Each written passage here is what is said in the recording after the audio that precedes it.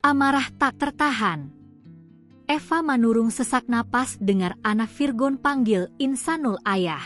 Polemik antara Inara Rusli, Insanul Fahmi alias Insan, dan Wardatina Mawat turut menyita perhatian Ibunda Virgon, Eva Manurung. Kini, Ibunda Virgon itu mengaku tak terima jika cucu-cucunya memanggil Insan dengan sebutan ayah. Hari itu saya udah komplain, manggilnya kan Om Ayah, kata Eva, dikutip dari YouTube Reben Entertainment, Senin, 12 Januari 2026. Eva lantas meminta anak-anak Inara dan Virgon memanggil Insan dengan sebutan Om lantaran ayah kandung mereka masih ada. Saya bilang, kamu jangan bilang ayah.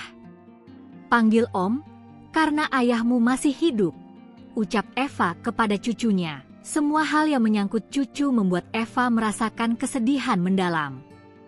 Ia mengaku hingga sesak napas. Aku sebenarnya ngomong ini nambah-nambahin sesak napas, ujarnya.